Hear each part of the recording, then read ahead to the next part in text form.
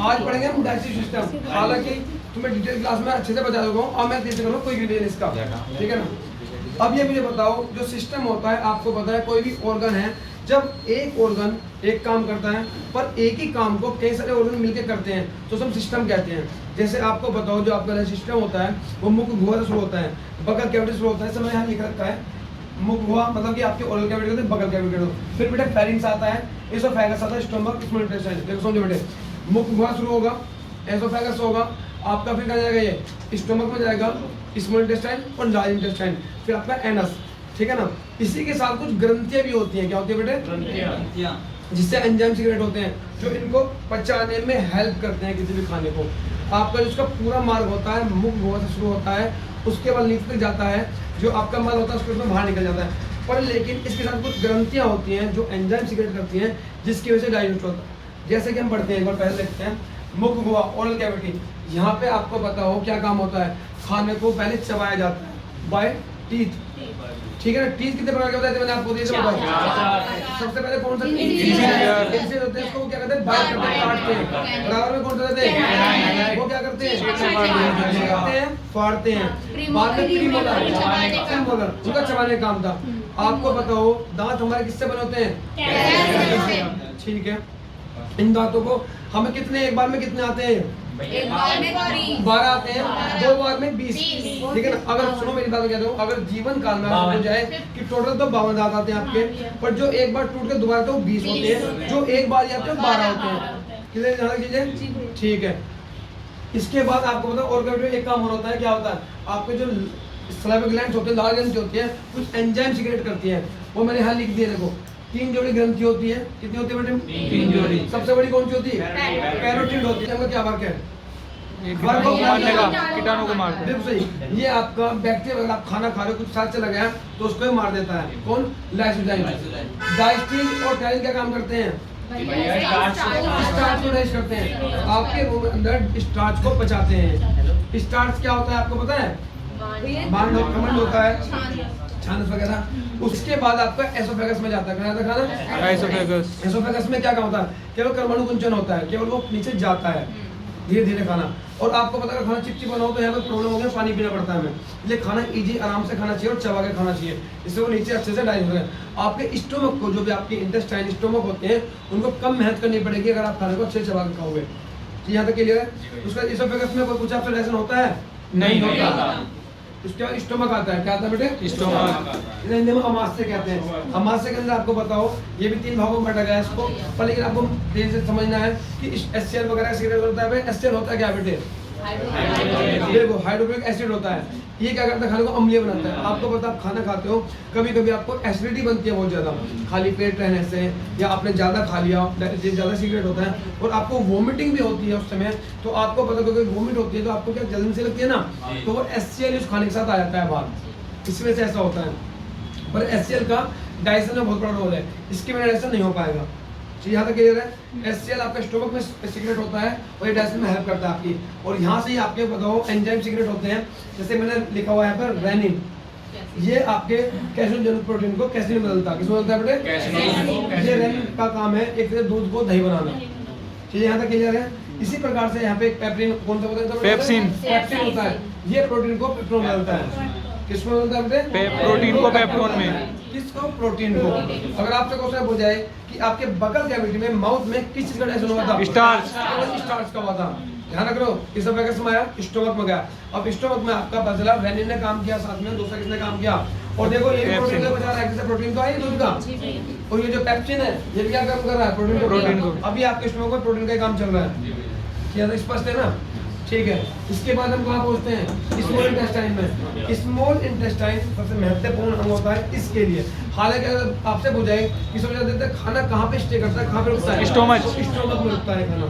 यहाँ क्लियर है? जो स्मॉल इंटेस्टाइन होती है आपके, इसके भी 3 पार्ट होते हैं, मैंने सब आपको अच्छे से लिखवा रखा है रिटल क्लास में। तो उसके आपके एक पार्ट तो आपके हार्मोन को सीक्रेट करता है, एक पार्ट में स्थान देता है, और तीसरे पार्ट में ये भी एंजाइम छोड़ता है। कुछ आंत के भी रस होते हैं अपने, ठीक है।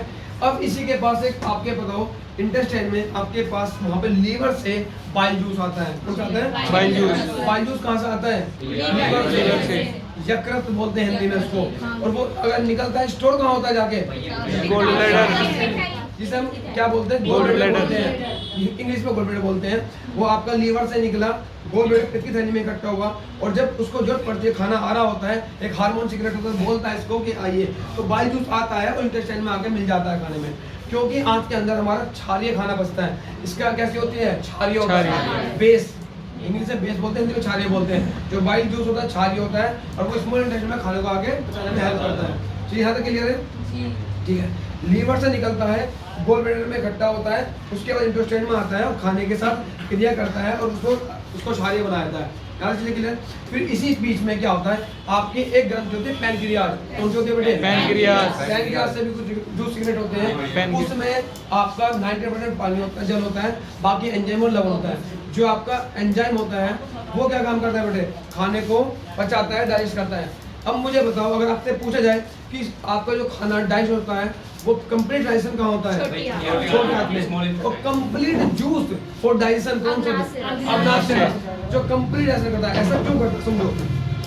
अब देखो अग्नाशय, जो आपके अग्नाशय एंजाइम होते हैं, कौन होता है? ट्रिप्सिन होता है, लाइपेज होता है, एमाइलेज होता है। ट्रिप्सिन किसको डाइजेस्ट करता है?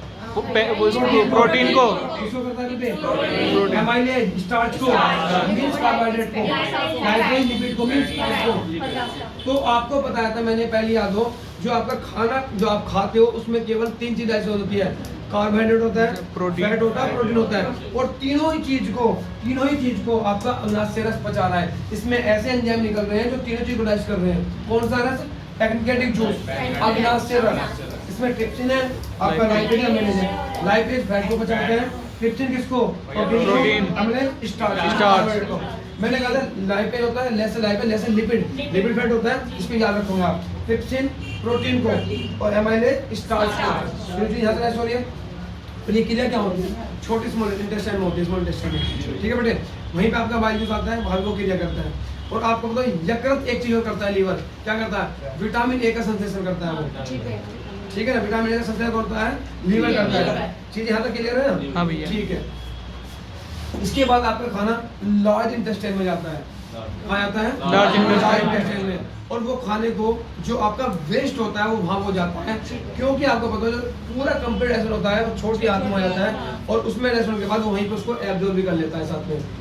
एक आपकी छोटी आंत में विली बोलते हैं उसको, उंगली नुमा संरचना होती है, उसमें वो खाना डाइजेस्ट होने के बाद क्या होता है? एब्जॉर्ब हो जाता है। फिर वहाँ से आपका ब्लड उसको ले आता है और उसको पूरी बॉडी में सर्कुलेट कर देता है। ब्लड क्या करता है? ट्रांसपोर्टर का काम करता है। जो भी तत्व होते हैं, आपके एलिमेंट्स होते हैं, उसको पूरी बॉडी में जहाँ जरूरत है पहुंचा देता है। वो विली से, मतलब स्मॉल इंटेस्टाइन से आपका ब्लड लेकर चल जाता है उसको। यहाँ तक क्लियर है? हाँ भैया। लार्ज इंटेस्टाइन में केवल आपका वेस्ट जाता है, और जो वेस्ट जा रहा है वो कुछ समय के लिए रुकता है, उसके बाद उसको बाहर छोड़ देता है वो। इसमें आपका कुछ जल का, कुछ खनिज का एब्जॉर्प्शन हो जाता है बड़ी आंत में भी। और कंप्लीट ऐसा पूछेंगे तो स्मॉल इंटेस्टाइन मतलब छोटी आंत में होता है, और कंप्लीट जूस बोलेंगे तो कौन सा है? Pancreatic juice. ठीक है, यहाँ तक क्लियर है? कोई डाउट तो अभी पूछ लो। ठीक है। इसके बाद हम थोड़ा सा प्रोटीन के बारे में अलग से बात करते हैं। प्रोटीन का पाचन कैसे कैसे होता है?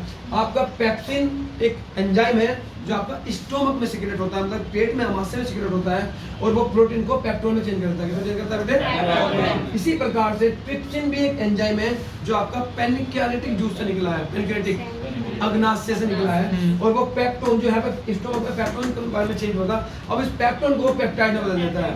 फिर बता रहा हूँ, पेप्सिन प्रोटीन को पेप्टोन में बदलता है, ट्रिप्सिन पेप्टोन को पेप्टाइड में बदलता है। इसके बाद आपका इरेप्सिन आता है, और इरेप्सिन इस पेप्टाइड को अमीनो एसिड में बदल देता है। तो यहाँ पे आपका प्रोटीन का कंप्लीट डाइजेशन हो जाता है। पेप्सिन, ट्रिप्सिन और इरेप्सिन तीनों में सन आ रहा है। पेप्सिन, ट्रिप्सिन और इरेप्सिन। चीज यहाँ पे क्लियर है?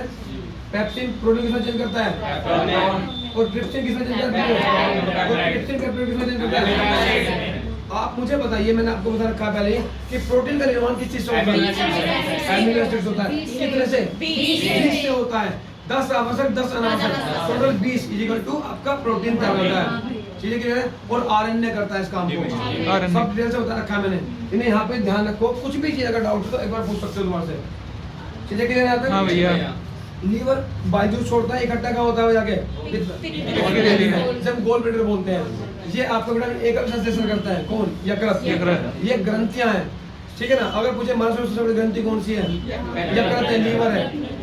और आपको पता है मैंने ग्रंथि यहाँ पे सब यहाँ नहीं समझाऊंगा, इसे मैं अलग से पढ़ाऊंगा ग्रंथि होती क्या है, ठीक है, इसे इतने रखते हैं आज। Yes, sir. ये केवल क्विक रीजन था।